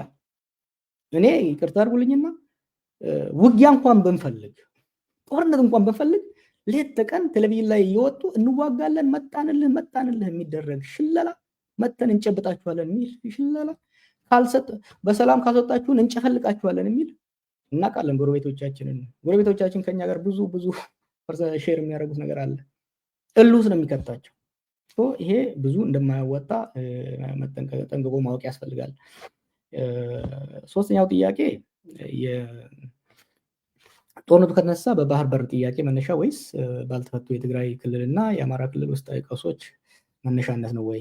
ሌላ ጉዳይ ደግሞ የኢትዮጵያ ወደብ የምትፈልገው ወይስ የባህር በር? ጦርነቱ ከተነሳ የጦርነቱ ምክንያት ምንድነው የሚለው ጥሩ ጥያቄ ነው። የጦርነቱ ምክንያት አሁን ወደ ወደብ መጣን ወይም ደግሞ ወደ ባህር በር መጣን እንጂ ይህ ግጭት መነሻው የባህር በር ጉዳይ አይመስለኝም። እንደምታውቁት ከፕሪቶሪያ ስምምነት በኋላ ነው ይሄ ነገር እየበሰለ የመጣው። የመከዳዳት አንደኛ አስቀድሞኑ ሀገራዊ የሆነ ተቋማዊ የሆነ ስምምነት አለመኖር፣ ከዛ በኋላ በጂጊ የትግራይ ጦርነትን 4 ኃይሎች ተዋጉ። ከዚህ በፊትም ብየዋለሁ። ትግራይ ኃይሎች፣ የኤርትራ ኃይሎች፣ የአማራ ኃይሎች፣ የፌደራል መንግስት ተዋግተው የፕሪቶሪያ ስምምነት ግን 4ቱ ኃይሎች 2ቱን ብቻ ነው ለማስታረቅ የሞከረው። በኤርትራኖቹ ወገን የተከዳን ስሜት ፈጠረ። ይሄ በሁለቱ አመራሮች መካከል ቁርሾና ንዴትን ብቻ ሳይሆን መፈራረትን አንዱን እንደ ኤግዚስተንሻል ትሬት አብይ ኢሳያስ ተከዳ ብሎ ስለሚያስብ ያጠፋኛል የሚል ፍራቻ ውስጥ ገባ። ቫይስ ቨርሳ ይሄ የፈጠረው ዋናው የጦርነቱ ምክንያት ወንድሜ ጠያቂው እንዳነሳው በኋላ ላይ ወደ መታከኪያ ሆነች እንጂ መነሻው ይሄ እንደሆነ በጣም አስፈላጊ ነው። የትግራይና የአማራ ክልል ቀውሶች ነገሮችን ያባባሰው ባይ ፕሮዳክትም ናቸው ኮዝም ናቸው። ለምንድነው ባይ ፕሮዳክትም ናቸው ኮዝም ናቸው የምለው? የአማራ ክልል ቀውስ የፕሪቶሪያ ስምምነት አካሄድ ነው ይሄን የፈጠረው። ከዛ በኋላ ግን ተዋጊ ኃይሎች አስመራም አዲስ አበባም የራሳቸው ሚና አላቸው። ስለዚህ የሁለቱ ክልሎች ችግር የዚህ ሰለባ ሆኗል ማለት እንችላለን። ኢትዮጵያ ወደብ ነው ወይስ የባህር በር ነው የምትፈልገው? ሁለቱን እኔም እያምታታው የሚሄደው አብይ እያምታታ ስላቀረበው ነው። ወደብ ከሆነ የምንፈልገው ያ ወደብን በሊዝ በምናምን መጀመሪያ ሲያቀርበው ትዝ ካላችሁ ገና የሶማሌው ጣጣ ውስጥ ሳይከተን ሲያቀርብ የነበረውን ካያችሁ በሊዝም በምንም መጠቀም እንችላለን የሚል ነገር ነበረ። ያ የወደብ ጉዳይ ነው። እኔ እንደማየው ኢትዮጵያ የምትፈልገው የኮሜርሻል መጠቀም ብቻ ሳይሆን የንግድ የኢኮኖሚ ጥቅሟንና የባህር ላይ ጥቅሟን ለማስጠበቅ የአካባቢ ሴኪሪቲ ላይ ዲስ አር አወር በፈር ዞንስ። ዛሬ እኛ ባናነሳው እና ባያነሱት ወደፊት ትውልድ የሚያነሳው ጉዳይ ነው። እነዚህ በአካባቢያችን ያሉ ሀገሮች እና ምንም እንኳን በቀጥተኛ የባህር በር እንኳን ባይኖረን በባህሩ ላይ የሚደረገው ቲያትር አፌክት ያደርገናል በብዙ መልኩ። ስለዚህ በህንድ ውቅያኖስም ሆነ በቀይ ባህር ላይ የሚደረጉ እንቅስቃሴዎች ኢትዮጵያ ለመሳተፍ መጠየቋ ትክክል ነው። የሬድ ሲ ካውንስል ሌላ የሚለው ላይ መጠየቁ በሰላማዊ መልኩ መጠየቁ ትክክል ነው። ሆኖም ግን አጠያየቁ ችግር ውስጥ ከቷል። ይሄ ነው እያልኩ ያለሁት። ሌላው ጥያቄ የባህር በር ጉዳይ የኢትዮጵያ መንግስት ወቅታዊ አቋም በሰላማዊ እና በዲፕሎማሲያዊ መንገድ የሚል ይመስላል። ጠቅላይ ሚኒስትሩ በቅርቡ ለዓለም አቀፍ አካላት ጥሪ አቅርበዋል። ሁለቱ መንግስታት በጉዳዩ ላይ እንዲያደራደሩ ወይም እንዲሸመግሉ ጠይቀዋል። ይህ ቀደም ሲል በማንኛውም መንገድ በኤኒሚስ ነሰሪ ይባል የነበረውን የቀየረ ይመስላል። በቅርቡ ደግሞ ፊልድ ማርሻሉ አሁን ጥያቄያችን ከፍ ብለዋል ያሉበት ንግግር አለ። የአሁኑ የመንግስት አቋምና ስትራቴጂ ምን ይመስላል? ችግሩ እዛ ጋር ነው ያለው ጓዶች፣ ያለው ችግር እዚህ ጋር ነው። ጥያቄን ክሊር ማድረግ ጥያቄያቸውን ራሱ ክሊር ማድረግ አልቻሉም። ዲፕሎማቶቹን ያስቸገራቸው ኢቭን በውጭ ጉዳይ በየኤምባሲ ያሉ አምባሳደሮች በጠይቋቸው ይነግሯቸዋል። What does the Abiy government want? አክሰስ ዘ ሲ ነው ወይ ስፖርት ነው የሚፈልገው? በኤኒሚስ ነሰሪ ካልክ ከሰጣችሁ ትቱኝ፣ አለበለዚያ ወራለው ነው፣ ጦረኝነት ነው።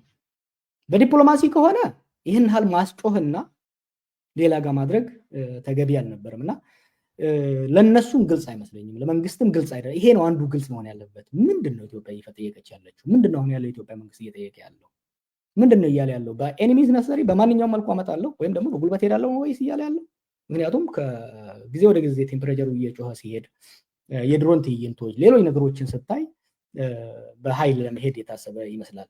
ከዛ ደግሞ አሸማግሎ የሚል ደብዳቤ ደግሞ ሲመጣ በሰላም ይሄ የኢትዮጵያን አቋም አዳክሞታል። ሲሪየስ እንዳንወሰድ አድርጎናል።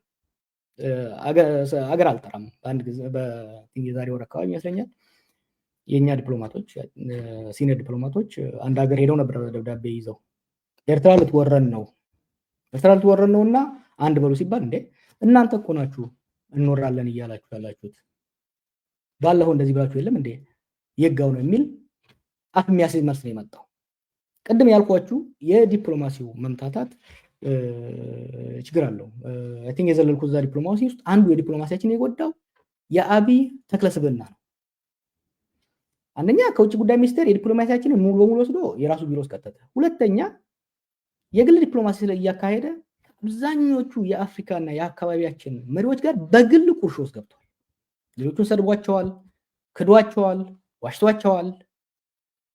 ዛሬ እሱን የሚያምን እሱን የሚያከብር መሪ ከኤሚሬቱ በስተቀር ሌላ ያለ ሰው አይመስለኝም እና ይሄ በዚህም ጥያቄ ላይ የተንጸባረቀ ነው።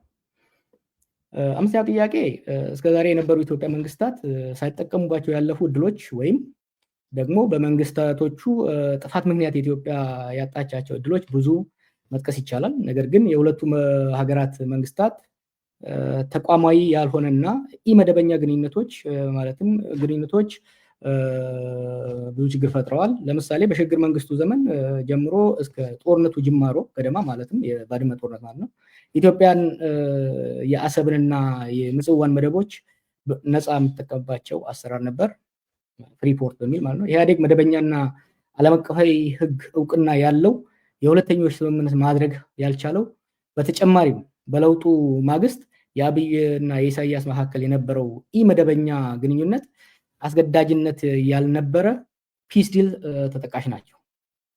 ጥያቄው ምንድነው? ኢትዮጵያ በአሁኑ ሰዓት የባህር በር ባለቤት ለመሆን የሚያስችላትን መደበኛና ዓለም አቀፍ እውቅና የሚኖረው ግንኙነት ወይም ስምምነት ለማሳካት የሚያስችል የመደራደሪያ አቅም አላት ወይ ብለህ ታስባለህ? ወደ ጥያቄው ሳልመጣ ጠያቂው ያቀረበው ሂደት አስፈላጊ ነው። በኋላ ላይም መለስ አደርግበታለሁ። አብይ አሁን በኢህአዴግ ላይ በመለስ ላይ ጣቱን ሲቀስር አየዋለሁ። እሱም ደግሞታል። ባለፉት 35 ዓመታት ኤርትራና ኢትዮጵያ ከተለያዩ በኋላ በወደብ ላይ የተከተልነው የፖሊሲ ኢንኮንሲስተንሲ የሁለቱን ሀገሮች ዘላቂ ጥቅም ከማስከበር ይልቅ የዘላቂ መሰረት ላይ ከማስቀመጥ ይልቅ ጊዜያዊ ትብብር ማድረጉ አደጋ አለው። ስድስተኛውና ይሄኛውና ስድስተኛው ጥያቄ ተያያዥ ስለሆነ አንድ ላይ አየት አድርገን እንድንሄድበት ፈልጌያለሁ። እንግዲህ የስድስተኛው ጥያቄ ምን ይላል? የኢህአዴግ መንግስት በመለስ ለምን ኢትዮጵያን የባህር በር እንዳይኖራት ፈቀደ? እንዲኖራት ለምን አልጣረም? የሚል ጥያቄ ሁሌ ያሳስበኛል። የአልጀርስ ስምምነት በመርህ ደረጃ ተቀብሎ ባድመን ግን አልሰጥም የተባለበት ሁኔታ ግራ የሚያጋባ ነው። ስዩም መስፍንም እንደዚያ ባድመ ለእኛ ተወስኗል ብሎ ህዝብን ሰላማዊ ሰልፍ ማስወጣት በሰጥ ወይም ህዝብ እውነታውን መቼም አይደርስበትም የሚል ጅላጅል ነበር ብሎ ለመቀበል ያዳግታል ነው ጥያቄ። የመለስ ኢህአዴግ መንግስት በወቅቱ ባድመን ባለመስጠት የሁለቱን ሀገራት ግጭት ከፍ አድርጎ ለዓመታት ሳይቋጭ እንዲቀር ማድረጉ ምክንያታዊ ነበር ብለህ ታስባለህ ወይ? ጠቅላይ ሚኒስትር አብይ ገና ወደ ስልጣን እንደመጣ የአልጀርስን ስምምነት ውሳኔዎች ያለምንም ቅድመ ሁኔታ በመቀበል በተለይ አስተማማኝ የቀጣይ ግንኙነት ዋስትና ሳይኖር ባድመን በመስጠት መወሰኑ አሁን ለምንገኝበት ሆነ ለቀጣይ የሁለቱ ሀገራት ሁኔታ ምን አስተዋጽኦ አድርጓል የሚል ነው። I think this is really a good question.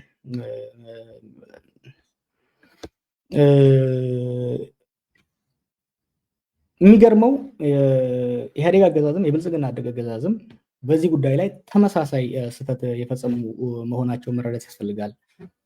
እነሱ ብቻ ሳይሆን የኤርትራ መንግስትም ቢሆን በሁለቱ ጉዳዮች ላይ ሁለቱ ሀገሮች ሲለያዩ 93 ቢሆን ከዛ ወዲህ እንደገና ወደ ጦርነት ሲሄዱ ሶስቴ ስህተቶች መፈጸማቸውን ማየት አስፈላጊ ነው። አይ ቲንክ በዚህ ላይ አንድ አብይ በቅርቡ የተናገረውን እና ከዛ ፊት የተናገርኩትን አጫጭር ቪዲዮዎች ላሳያችሁ ደስ ይለኛል። ምክንያቱም የሁለትዮሽ ግንኙነት በምን መልኩ እንደተበላሸ መረዳት አስፈላጊ ነው። እስቲ ምክር ቤት የኢትዮጵያ ሕዝብ እንዲያምፈልገው ግን ጥያቄው ስናነሳ ትንሽ ዳራው ልስጣችሁ። መጀመሪያ ኢትዮጵያን የቀይ ባህር አክሰስ ያሳጣው ውሳኔ ማን ወሰነው? ካቢኔው ይሆናል ብለን የካቢኔውን ዶክመንት ብናገላብጥ የለም፣ ካቢኔው አያውቀውም። አይ የለም ምክር ቤት ይሆናል የወሰነው ብለን ብንወስን ምክር ቤቱም አልነበረ፣ ምክር ቤት አያውቀውም ውሳኔው። የለም የኢትዮጵያ ሕዝብ በሪፈረንደም ወስኖ እንዳይሆን እንዳይባል ነበርን እኛም ያኔ። የኢትዮጵያ ሕዝብ ያልወሰነው ተወካዮቹ ያላዩት ቢያንስ ካስፈጻሚ ካቢኔ ያላየው ውሳኔ ማን ወሰነው? ይሄ ጥሩ ጥያቄ ነው። ትክክል ነው። በንመለስ ጊዜ የተሄደበት ሁኔታ ግልጽነት ያነሰው እንደነበረ ምንም ያከራክር አልነበር። በእነ አብይ ጊዜስ ኦኬ እነመለስ ከኛ በፊት የነበሩት 91 ላይ በማንኛውም ምክንያት ግልጽ የሆነ ስምምነት አላደረጉም። እና አብይ ግን እየጮህንባቸው እያለቀስን እያል ያን ስህተት አልደገሙም ወይ? ይሄንን ቪዲዮ ተመልከቱ። የዛ ጊዜ በግለሰቦችና በፓርቲዎች ልዩነት የተነሳ ነው። የሁለቱን ሀገሮች ግንኙነት ከ91 በኋላ እንደ አውሮፓውያን አቆጣጠር የመለስና ኢሳያስ የህወሓትና የሻዕቢያ ግንኙነት ነው ያደረጉት። ይሄ ስህተት ፈጠረ። በሁለቱ አመራሮች መካከል ልዩነት ሲመጣ በሁለቱ ፓርቲዎች መቃቀር ሲመጣ ድንበር ላይ ግጭት ተፈጠረ። ያ ሁሉ ሰው አለቀብን።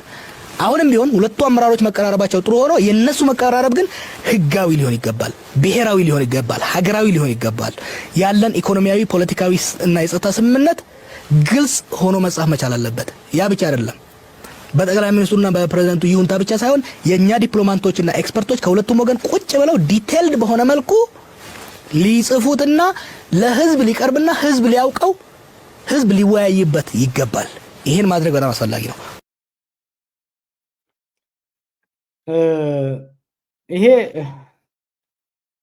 ይሄን ንግግር መቼ መሰላችሁ ያደረኩት ኖቬምበር 2018 የዛሬ 7 ዓመት ሀገር ቤት ተመልሼ ከኦገስት ተመልሼ በ2-3 ወር ውስጥ በውስጥ በዛ ጊዜ የነበሩት አመራሮች ሊመሰክሩ ይችላሉ። በውስጥ ይሄን ሐሳብ አቅርቤ ተሰሚነት ሲታጣ በሚዲያ ሄጄ ይሄ የኤርትራና የኢትዮጵያ ጉዳይ የከዚህ በፊቱ ስህተት መፈጸም የለበትም። it should not be reduced to a handshake between leaders. it should not be secretive. ግንኙነቱን ፎርማላይዝ ማድረጉ አስፈላጊ ሆኖ ሳለ የሁለቱ ሀገራት ዲፕሎማቶች በጠለቅ ያለ ውይይትና ድርድር ላይ የተመሰረተ ስምምነት ሊኖር ይገባል ስል ነበር ማለት ነው። እና ይሄንን ያልሰሙ ሰዎች ናቸው አሁን እንግዲህ እንደ እንትን እያነሱ ያሉት። እንግዲህ አንድ ስላይድ አሳይቻችሁ ወደ እንትሩ ሄዳለሁ፣ ወደ መጨረሻው ሄዳለሁ። ሎክ እስቲ ብዙ ወጣቶች ለሆናችሁትም ትንሽ ጠበቅ አድርገን እንየው የዚህ ጉዳይ አስፈላጊነት። እስከዛሬ በእኛ እድሜ ማለት እንችላለን ባለፉት 30 ምናምን ዓመታት አብይ ስለተናገረ ነው። ቅድም ያለው ንግግር አዳምጡና ስህተቶች ነበሩ። የነዚህ ሀገራት ግንኙነት ጠበቅ ያለ የኢኮኖሚ መሰረት ሊኖረው እንደሚገባ፣ ስምምነቶቹ ጊዜያዊ ፖለቲካዊ ኮንቪነንስ ላይ ብቻ የሆኑ መሆናቸውን እንድታዩ ፈልጋለሁ። የ91ዱ ስምምነት ቅድም እንዳለው የ93ቱ ስምምነት ከዚህ በፊት የነበረውን ካለፍ ነው። በዛ ጊዜ ከጦርነት ከመምጣታቸው የነሳ ስልጣን ለማጠናከር ለብዙ ምክንያት መለስ ገፍተው ወይም ደግሞ ስለሚዋደዱ ሊሆን ይችላል የሁለቱ ሀገራት የኢኮኖሚ ትስስር ጉዳይ ላይ መዋቅራዊ የሆነ ኢንስቲቱሽናላይዝ የሆነ ስምምነት ላይ አልተደረሰም። ከዛ በኋላስ 93 ላይ ኤርትራ ነጻ ስትሆን የሁለቱ ሀገራት ጉዳይ ተከን ባለ ጠለቅ ባለ የሁለትዮሽ የኢኮኖሚ ስምምነት ሳይደረግ የወደብንም በዛው ነው ልታመጣው ትችላል። አለመደረጉ ለጦርነት ጋረጠን። 1998 ላይ ከ5 ዓመት በኋላ ወደ ጦርነት ገባን። 2 ዓመት ከተፋጀን በኋላስ የአልጀርሱ ስምምነት ምንድን ነው ያደርገው? ጦርነት አስቆመ። የድንበርና የይገባኝ ጥያቄዎችን ኮሚሽን ፈጠረ። ግን ይሄ ስምምነት የሌለው ምንድነው? በሁለቱ ሀገራት መካከል የወደብ መዳረሻና የንግድ ትብብር ስምምነት ችላ ተባለ። ስምምነት ሲደረግ የ2000 ስምምነት የአልጀርሱ ስምምነት የሁለቱ ሀገራትን የኢኮኖሚ ትስስር በተለይ ደግሞ የወደብ ጉዳይ ኢትዮጵያ ውስጥ አንገብጋቢ ጉዳይ ሆኖ ሳለ አልተነካም። ትኩረቱ ተኩስ ማቆምና ብቻ ላይ እና ድንበር ላይ ብቻ አሲፍ ባድመ ወዘ ኮዝ የዛ ጦርነት ኮዝ ባድመ አልነበረም። የዛ ጦርነት ኮዝ የሁለቱ መንግስታት ያሉ ልዩነቶችን አደባብሶ ማለፉ ነው። እነዛ ልዩነቶችን ተደራድሮ ማድረብ አለመቻሉ ወደ ጦርነት አስገባን። እንደገና አሁንም አልጀርስ ላይ አደባብሰው ታለፉ። ውጤቱ ምን ነበረ? ህጋዊ መንገድ ጦርነቱን ማስቆም ቢቻልም ነገር ግን ዘላቂ ሰላም በኢኮኖሚና በፖለቲካዊ መንገድ ሊኖር የሚችል ግንኙነት መፍጠር አልተቻለም። ቀጥሎ በእነ አብይ ዘመን የአስመራው የሰላምና ወዳጅነት ስምምነት አብይ ወደ አስመራ ከሄደ በኋላ ምንድን ነው ያደረገው? ከአልጀርስ በኋላ የአልጀርስ ስምምነት ሊሳካ አልቻለም። ኢትዮጵያና ኤርትራ አክቲቭ የሆነ ጦርነትን ባይኖራቸው ግንኙነታቸውን ማደስ አልቻሉም። ኖ ፒስ ኖ ዋር፣ ሰላምም ጦርነትም የሌለበት የኤርትራ ላይ ማዕቀብ የተጣለበት አንዱ በአንዱ ውስጥ ጉዳይ ላይ የሚያምስበት ሁኔታ ነው ለ20 ዓመታት የቀጠለው። ከ20 ዓመታት በኋላ 2018 ላይ ለውጥ ሲመጣ አብይ ወደ አስመራ ሄዶ ግንኙነቱን ሲያመጣና ሁላችንም ስንጨፍር አዎ ግንኙነቱን አደሰ። ዋና ትኩረቱ ግንኙነቱን ማደስ ነው። ዲፕሎማሲያዊ ግንኙነትን አደሰ። ድንበሮችን ለጊዜው እንዲከፈቱ አደረገ። ግን ያልተካተቱ ስምምነት ውስጥ ትብብር ለማድረግ ቃል የተገባበት ቢሆንም ነገር ግን ለወደቦች ለንግድ ወይም ለመሰረተ ልማት ምንም አይነት ግልጽ የሆነ እቅድና ውይይት አልነበር።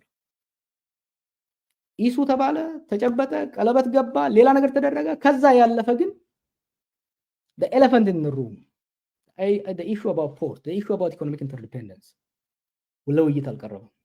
ውጤትና ተጽዕኖ ምንድነው? ለአጭር ጊዜ የቆየ ብሩህ ተስፋ ፈጠረ። ይሁን እንጂ ድንበሮች ብዙም ሳይቆይ ተዘጉት። እስካላችሁ መተማመን እየቀነሰ ሄደ፣ ችግር ውስጥ ገባም ማለት ነው። በዛው አመት ደግሞ ጅዳ ላይ ስምምነት ተካሂዷል። እስከዛሬ ግልጽ ያልሆነ በሳውዲና በኤሚሬት ሸምጋይነት ጅዳ ላይ ስምምነት ተካሄደ። ያው የአስመራው የወዳጅነት ወይም ደግሞ የዲፕሎማሲ መጀመሩ ጠንከር ብሏል ተባለ። ነገሩ ግን ይሄ ስምምነት የጅዳ ስምምነት የሚባለው ምንም አይነት የሚያስተባብር አስከዳጅ የኢኮኖሚ ወይም የወደብ የባህር አጠቃቀም ድንጋጌዎች አልያዘም። ናቲንግ ብዙዎች እንደሚሉት እንዳውም ፕሮባብሊ ቱ ዘ ዋር ፓክት ትግራይን ለመውጋት የተደረገ አይነት ነገር ካልሆነ ያለፈ የኢኮኖሚ ላይ አሁን አብይ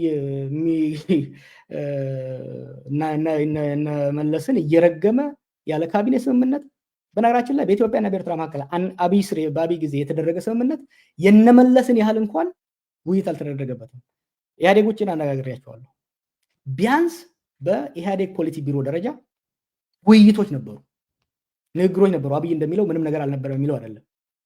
በአብይ ዘመን እኮ ከአብይ ባለፈ ምናልባትም ከአብይና ከፕሬዝዳንት ኢሳያስ ያለፈ ሲሪየስ የሆነ ውይይት በኢትዮጵያ ካቢኔም ውስጥ አልነበረም፣ በውጭ ጉዳይ ሚኒስቴርም አልነበረም፣ ከአገሪቷ ወታደራዊ መኮንኖች ጋርም አልነበረም። ሲሪየስ የሆነ ነገር አልነበረም። የጅዳው ስምምነት ውጤት ምንድነው? ሁለቱ ሀገራት ላይ ምንም ተጨባጭ እድገት የሌለው የዲፕሎማሲ ትስስር ነው ያመጣው እና እነዚህ ስህተቶች በሚቀጥለው ትውልድ መደገም የለባቸውም። እንደ መደምደሚያ አንድ ነገር ልበል ወዳጆቼ፣ የወደብን ጉዳይ ወደፊት ስንሄድ በጥንቃቄ መሄድ ያስፈልጋል።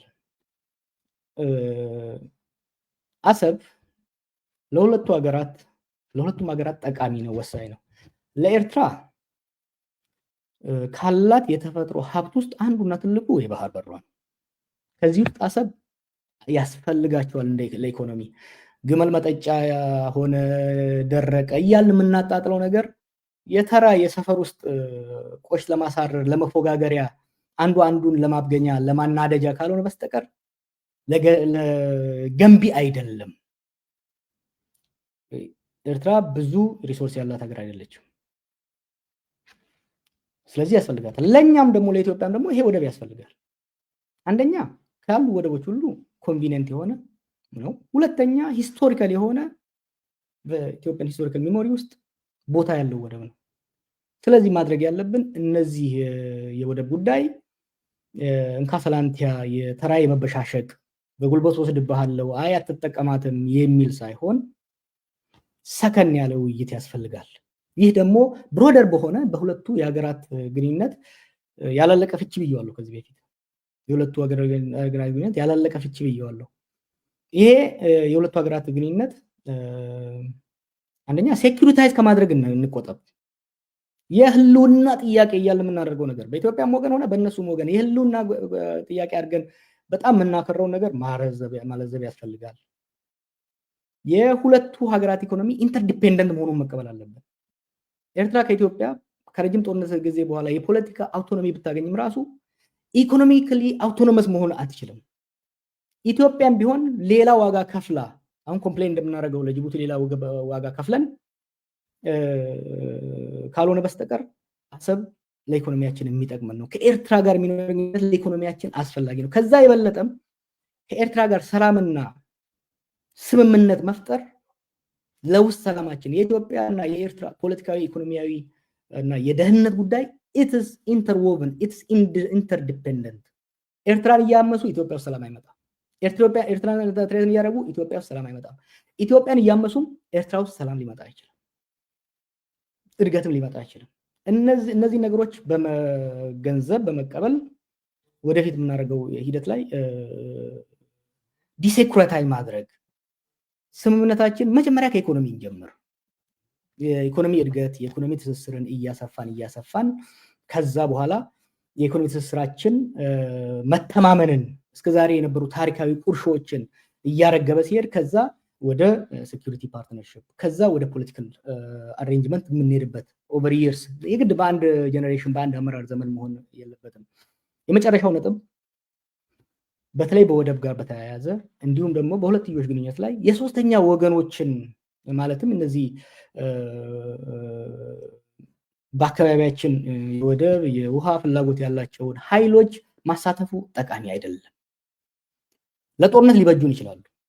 ኤምሬት ድሮን ልታቀበለን ትችላለች። ግብፅ ለኤርትራ ልታቀበል ትችላለች። ያዋጉናል እንጂ አብረን እንድናድግ በምንም መልኩ ሊረዱን ይችላል። አንዱ የአብይ ስህተት በአሰብ ጋር በተያያዘ ባለፈው ፓርላማ ላይ ሲናገር ነበረ። ጄኔሬተር ልከውልን ሲል ነበር። ሂዝ ፕሮፖዛል ዋዝ አሰብን ኤምሬት ዲቨሎፕ አድርጋ ኢትዮጵያ እንድትጠቀም። ዳት ዳዝ ኖት ወርክ። አሰብን ኤርትራና ኢትዮጵያ በራሳቸው አቅም በጋራ አቅም በኔጎሽየትድ ሆኖ ወደፊት ምን አይነት አሬንጅመንት ነው የሚጠቅመው የሚለውን ተወያይተንበት ተደራድረን በሁለቱ ብቻ በሚደረግ በሁለቱ ሀገሮች ህዝቦች፣ በሁለቱ ሀገሮች አመራሮች፣ በሁለቱ ሀገሮች ነጋዴዎች ላይ የተመሰረተ መፍትሄ ማምጣት ያስፈልጋል ማለት ነው እና የመጨረሻ መልእክቴ ለሀገራችን፣ ለአህጉራችን፣ ለአካባቢያችን ሰላም ያስፈልጋል። በጦርነት የሚመጣ ወደብ ሊጠቅመን አይችልም። በጦርነት ወደብ ለማምጣት የሚያስችለን አቅምም የለንም። በዛ አይነት አቋም ላይ የለንም። ወደ ጦርነት መሄድ ኤርትራንም አይጠቅምም፣ ኢትዮጵያንም አይጠቅምም፣ ትግራይንም አይጠቅምም። የጦርነት ከበሮ ድለቃውን እናቀዝቅዘው፣ ወደ ድሮይንግ ቦርድ እንመለስና ለሁላችንም ህዝቦች ለሁላችንም ሀገሮች የሚጠቅም የስምምነት ላይ እንድረስ እላለሁ። እንግዲህ ወደፊትም የምጽፋቸው ጽሁፎች ላይ እንደዚህ እየቀረብኩ ሰፋም ጠበብም ያሉ ሀሳቦችን መስጠት እችላለሁ፣ ሞክራለሁ። እናንተም ጥያቄያችሁን ላኩልኝ። ምሁራኖች ደግሞ በእንዲህ አይነት ጉዳዮች ላይ ነፃና ሰፊ ያለ ከኤርትራም ከኢትዮጵያም ከብልጽግናም ከሻቢያም ከወያኔም ከኦኤልኤም ሀገራዊና የሁለትዮሽ ጉዳዮች ላይ የሰከነ ውይይት ማድረግ የምትፈልጉ ከሆነ ከሌሎች ሚዲያዎችም ጋር የምናዘጋጅ ይሆናል። ከመዋጋታችን በፊት እስቲ የሰላም አማራጮችን ኤግዞስት እናድርግ። ተጋደልን፣ ከኤርትራኖች ጋር ላለፉት 70 ዓመታት ተፋጀን። አጥንት ነው የተረፈን፣ ደም መፍሰስ ነው የተረፈን፣ ድህነትና እርዛት ነው የተረፈን። ሌትስ ትራይ something we did not try. Let's try negotiation. Let's try robust cooperation. Let's try democracy. Let's democratize our relationship. ያን ከሞከርን ምናልባት ለሚቀጥለው ትውልድ የተሻለ ነገር ማስረከብ እንችላለን። ሰላም ለሀገራችን፣ ሰላም ለህዝባችን። ደህና ደሩልኝ። በሌላ ዝግጅት እስክንገናኝ ሰላም ሁኑ። ደህና ደሩ፣ ደህና ዋሉ።